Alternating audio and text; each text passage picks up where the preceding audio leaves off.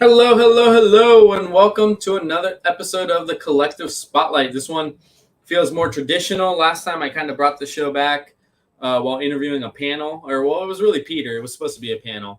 But this time we're going to go back to the traditional sense where I'm interviewing a Kickstarter creator whose book we just recently have or are about to have in the store. In this case, we have Greg, who is the writer and creator of Mittins Space Pilot, which I'm not gonna lie. As soon as I opened the box, some of my other employees were like ecstatic about it. She's like, "What is this?" And she bought a copy right away. Oh, that's cool. So, yeah, dude. First of all, welcome to the show. First time having one of your books in the store. First time having you. Yeah. Tell us a little bit about yourself and Sear Nova Comics. So we started as like a comic book company in 2017, as an LLC, but we didn't come out with our first comic, I think, until 2019, I think. And that was Ink, and that's the one comic that Travis Gibb always keeps commenting on Facebook, like, "Where is the second one?" So we have a couple different series out. Mittens actually came out just recently on Kickstarter, but I had written it like in 2020, I think, and it was like just in December I wrote all 3 issues, like very quick. Yeah, it just like flowed. So there's at least 3 issues, but there is 3 issues that are definite, and then there's gonna be like way more after that because there's this whole like universe that we're creating for just that. Nice. Now tell people. So like, the cover kind of should speak for itself, but the book is awesome. It's rated E for everyone. I love it. But tell people a little bit about what Mittens is, what the story's going to be. You know, now you've let people know there's at least 3 issues in the first arc.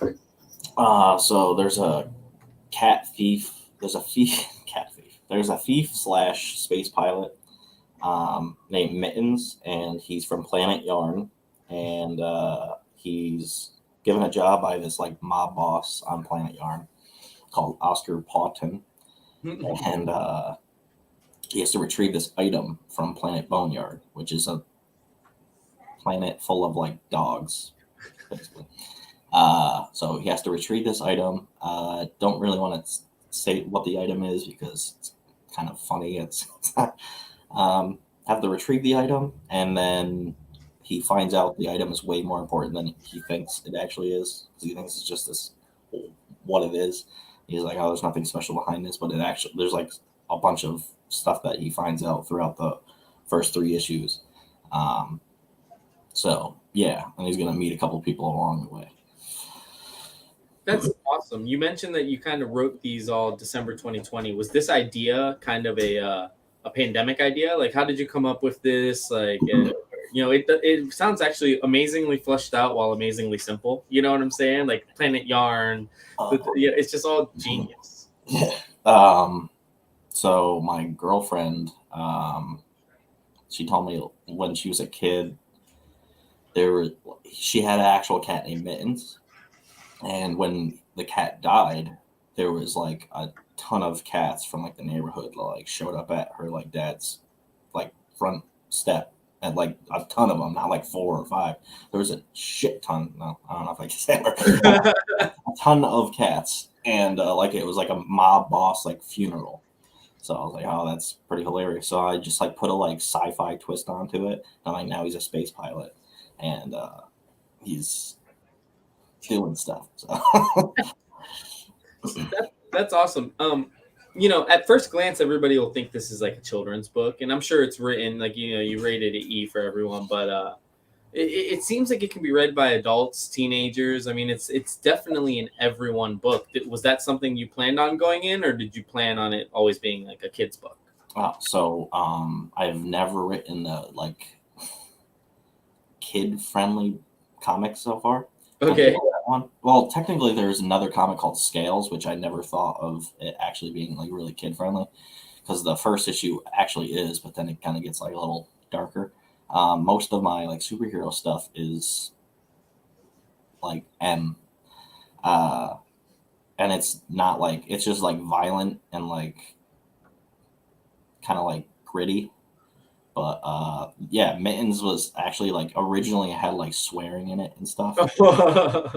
And then the artist JR was like, when he was reading the script, he's like, we should try to like make this just for like, well, not just for kids, but like it should be like so anybody could read it. I was like, that's a good point.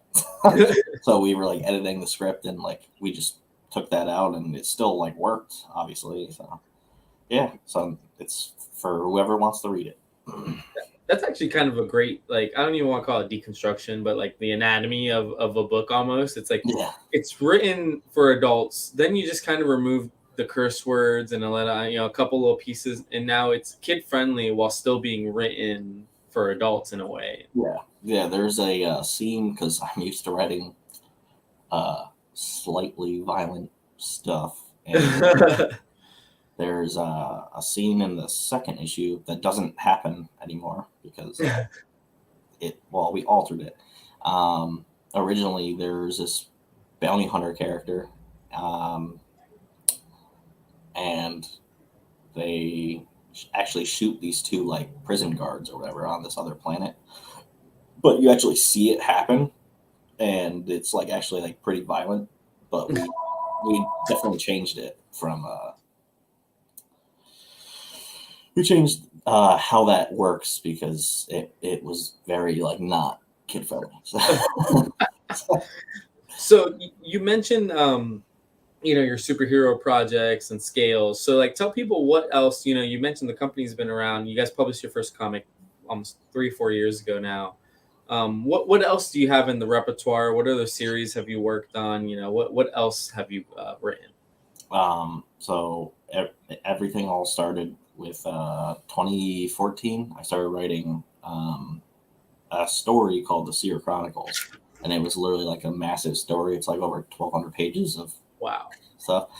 And then I broke it apart, and then I put some stuff as solo series, and some as just like what The Seer Chronicles is. And then over like a couple years from then, me and my business partner were like kind of like fleshing it out, so it's more of a universe. And so Seer Chronicles is like it could be a graphic, well, it will be a graphic novel at some point, but we release it like issue by issue, and so it's like a continuous story, but it all meshes in together with a couple other things. And I know some people don't like getting like one issue and like, oh, you got to read this issue to read that one, and it kind of works like you don't have to do that. Just how like I wrote it. So you could read Ink, and all the timeline like somehow like works together. So, yeah. Like was that a happy accident, or is that kind of by design? Oh, by design. Definitely like MCU kind of style thing. Now, now this is the first time, because I've talked to a lot of creators. I feel like this is the first time I talked to somebody that kind of has tried messing with a timeline, and everything like that. How difficult or not is that process of trying to make sure things line up? You worry about continuity, things like that. It is kind of difficult, but at the same time, it's not because I'm creating it. And I could always just like fix something if it's not.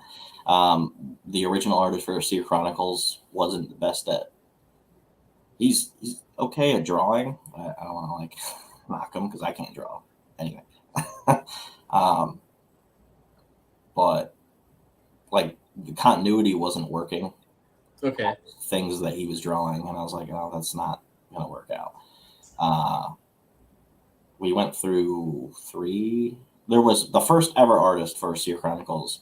It was my fault that he drew the way he did, because the first time I ever made like a comic script, it was more of a storyboard. So it was like a movie, and like my business partner was like, that's not gonna work. Something's happening. And then so you gotta like fix that. So I paid the first guy to like draw what I wrote, and it didn't make any sense.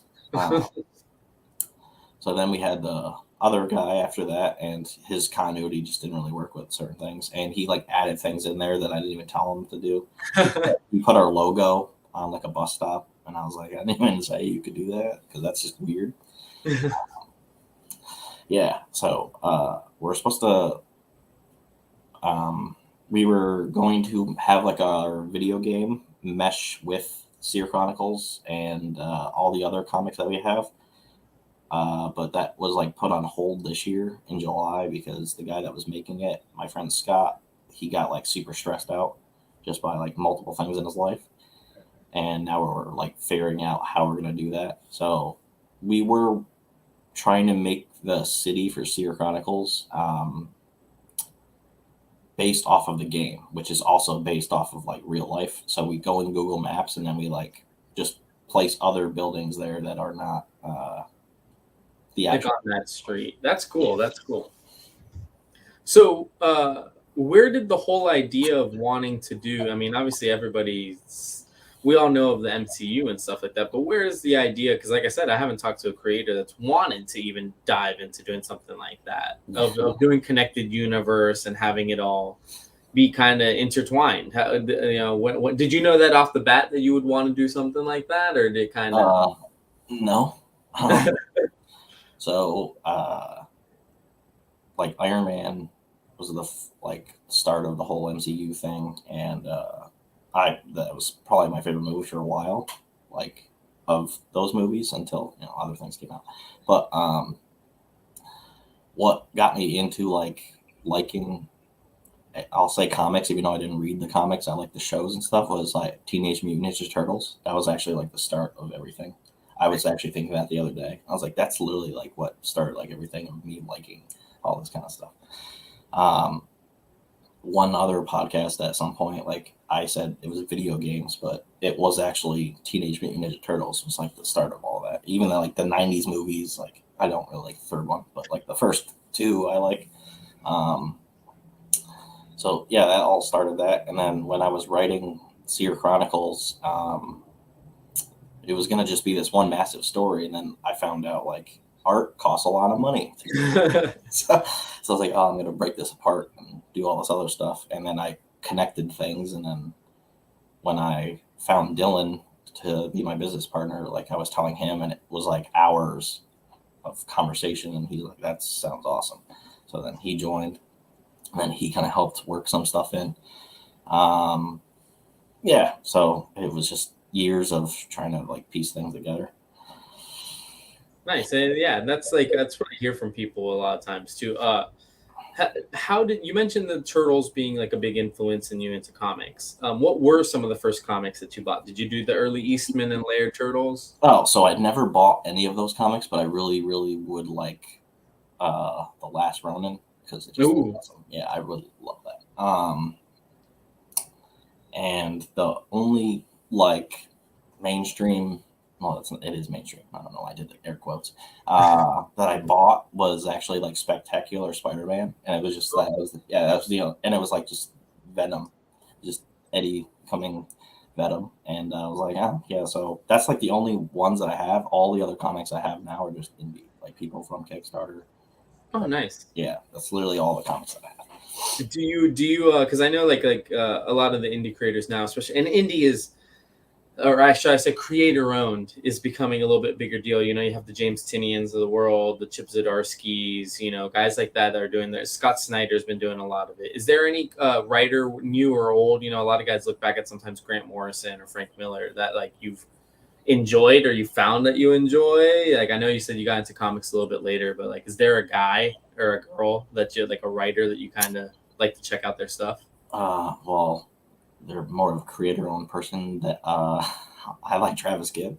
I was just gonna say, I'm like, is he gonna say Travis? There's other ones. Aaron Dowan, he's Catalyst Comics. Yeah, he's awesome. There's like a bunch of them that I could just name like everybody. I enjoy like every single one that I get. I don't just back a Kickstarter to like back it. I back it because I'm like, sometimes I just like the person or they're on my podcast, so I'm like, I'll support that. But for the most part, it's just because I want to read the story. Bad Bug, like any comic that I usually put out, that's not like a risque type one. Yeah, like Midnight Highway. It's like, I got something from Bad Bug not too long ago, and it sold out. Like it was a pretty good book. I'm trying to remember what it was, but yeah. And we do all the Kickstarter stuff, the collective initiative section, and not everything sells out instantly, but it's like same thing with us. It's like something we believe in, or somebody that's just been a good person. Occasionally, Travis bumps us a little bit and says, "Hey, back this one," But I think I'm trying to remember how we ended up with your book, and I think you were on one of Travis's podcasts. Yeah. And I think you didn't even have a retailer tier, but as soon as you were talking about Mittins, I'm like, yo, I want this in the store. Like, are you serious? And I think you might have made one on the spot, or you had one yet. But this was one we couldn't pass up. It just is a mixture of a great story. And actually, I want to talk to you about the art. Technically, there's like an art style in this book that it takes place in the deep voids of space. There's like, I don't even want to call it. It's almost like a sepia tone or something like that. But by the end of the book, they get out of deep space or they go to a different planet, shall I say, and the colors change. Obviously, that's done intentional. Obviously, the printer didn't mess up your book. But how did the thought process go to make deep space kind of look like that with the blue tones and everything like that? So the one cool thing about this comic is like everybody is mentioning that because that's like the one thing I wanted to get mentioned. So the reason why it's like a bluish color is like you're kind of seeing from Mittins' perspective. So he's like colorblind. We like gave him the ability of he's now colorblind. And he has these like goggles that are going to fix that at some point. But at the end, like that after credits scene that you have at the end, that's in color because Mittins is nowhere in the scene. So it's not from his point of view. Yeah.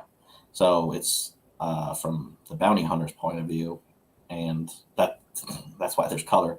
I think issue 2, even though I just looked at it, I think issue 2 might still have this like blue tone for the most part, and I think issue 3 it like changes back and forth whenever he like there's like going to be a cool transition when he puts the goggles on, and they're actually like fixed.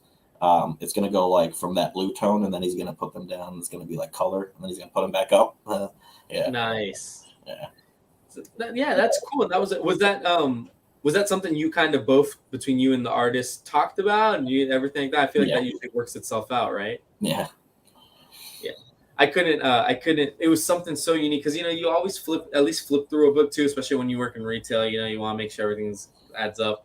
And I'm like, oh, and then it's like it was just so clean and so cool. And again, the book is really unique for both a kid's book and for something you don't get this from Diamond, or from Image or those guys. This is something I feel like I'd only see on Kickstarter, which is probably why it stopped me in my tracks when I saw you pitching it.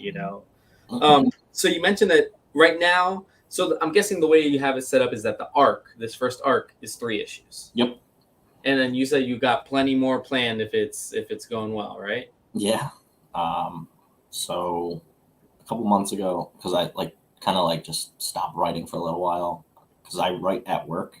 Okay. And I work overnight shift, and I'm a security guard, so I don't really do anything. So I'm usually writing or just like watching Harry Potter or something.